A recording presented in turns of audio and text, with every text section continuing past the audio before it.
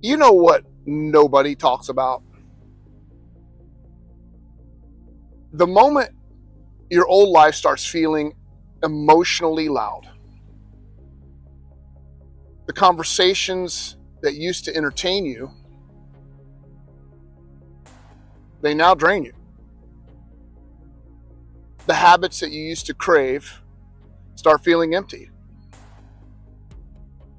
Even the way you respond to people changes.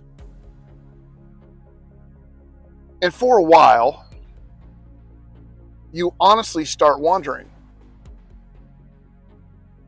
what's wrong with me? But here's the strange part. Nothing may actually be wrong. You may just be outgrowing the nervous system patterns that once helped you survive. Because identity is strange.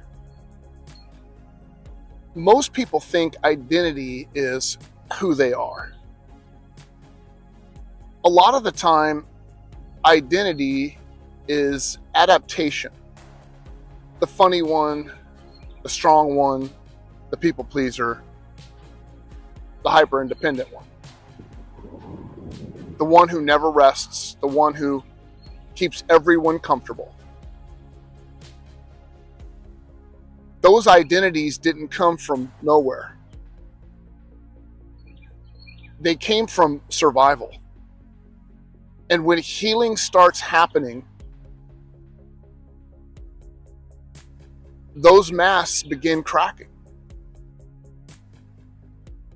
Not dramatically, quietly. You stop laughing at things that hurt you.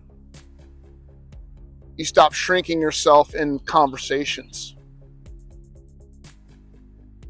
You stop needing approval from people who never really saw you. And honestly, that can feel incredibly lonely at first. A woman sits with friends she's known for years. Same restaurant, same jokes, same conversations. But something feels different. The energy feels heavy, performative, draining, and she catches herself pretending to enjoy it, just to avoid making anyone uncomfortable.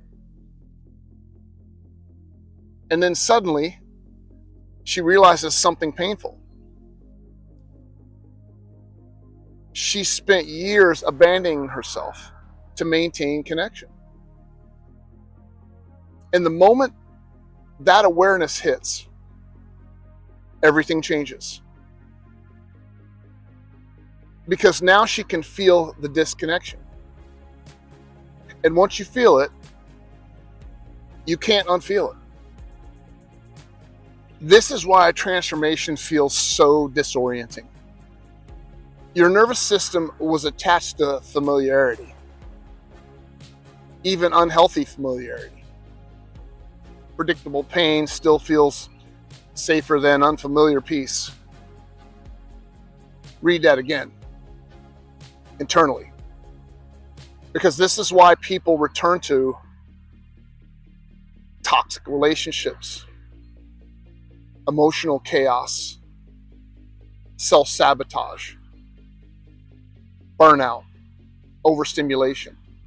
Not because they enjoy suffering, but because the nervous system, it prefers what's familiar, even when it hurts. Ancient teachings understood this deeply. People cling to the known, even when the known is destroying them. Because uncertainty feels like death to the survival mind. But this is where everything changes. Here's the path. The goal was never to become someone better. The goal was to finally become someone real. Not the performance, not the mask, not the survival character. You. And maybe that's why this season feels so uncomfortable. Because part of you is grieving identities you thought were protecting you. But protection isn't always peace. Sometimes protection is just prolonged survival. And eventually the body gets tired. Tired of performing, tired of pretending, tired of carrying emotional armor everywhere. And when that armor starts falling off, you feel exposed, raw, different. But different isn't always dangerous. Sometimes different is the first honest thing you felt in years. So let me ask you something. What if you're not actually lost?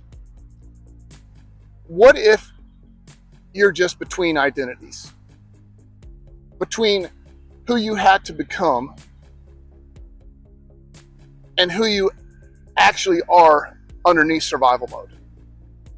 Because most people never stay long enough to meet themselves.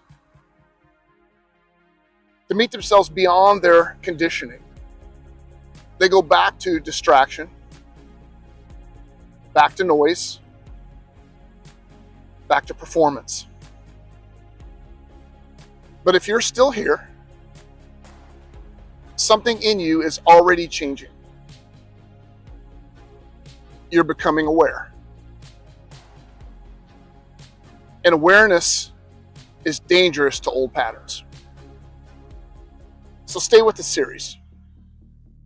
Because piece by piece, you're going to start recognizing things you felt your entire life, but never had language for. And sometimes language is the beginning of freedom.